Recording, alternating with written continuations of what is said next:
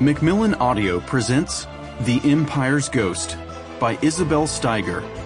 Read for you by Jeremy Arthur.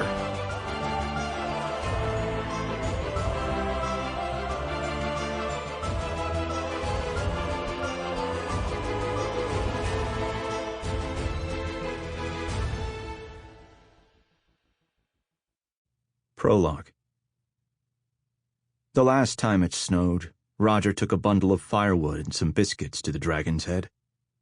The streets of Sheath alleys were perpetually dank, as narrow and twisting as a guilty thought, and they inspired many, as Roger knew all too well. It was as if Valianrend itself fled to Sheath to escape its past, to disappear into the shadows as so many of its citizens had done. For the city, at least, it was a lost cause, a stray motif here, a crumbling cathedral there, all pointed to the capital's storied history, its follies and its fall. Even the cobbles of the streets were suspect. You could fancy you saw dried flecks of red in the mortar, the remnants of countless uprisings and revolts. As a boy, Roger himself found what he convinced himself was a bone from a human finger in a crack between two pieces of brick in an alleyway. Now he admitted it was as likely a fragment of chicken picked clean by a dog, but it could have been the lost remains of a dethroned emperor. Who was anyone to say?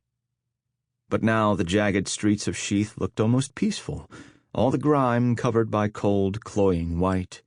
Roger pulled off his cap before he'd gotten halfway, feeling the snow settle behind his ears and catch in his hair. Whenever he stepped into the shadows, there were always shadows to spare in Sheath. He watched his breath, pale and smoky in the dark. The moon was high and full, but even if every star had been snuffed out, he could have found his way by less than a candle flame. His ears had gone numb by the time the old tavern came into sight, but he didn't mind. He stood before it for a few breaths, feeling the cold so fresh and sharp in his lungs that it seemed almost to have bitten him, left a pain gentle enough to cleanse. Too bad ale'd soon ruin all that, he thought, and rapped 3 times. Little Seth, Morgan's only hired hand, opened the door for him, his pale face brightening at the sight of what Roger held. "Miss Emmerich," he called through teeth that were slightly chattering. "Mr. Hafen's here." Morgan Emmerich came out from the back room, shaking her head. "God's sakes, you two, pull the door closed." She grabbed a fistful of Roger's coat, dragging him inside and shutting the offending object on its hinges. The wood was old and scarred, and the hinges were so loose that you didn't so much open the door as send it hurtling toward the wall. But it was so tightly fitted to the frame that when she slammed it, you'd believe even death couldn't slip past. Only then did she turn to him. "Good to see you, Roger. Get that wood to the fireplace, all right? Braddock?" She called to the tavern's only other occupant, snapping her head in the direction of the far corner.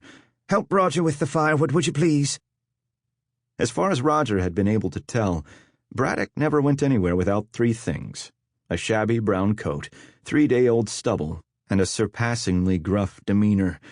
Roger usually tried to keep clear of anyone with a large assortment of weapons and a small sense of humor, but Braddock had earned Morgan's trust somehow, and Roger had never known him to be disorderly in her tavern, no matter how drunk he got.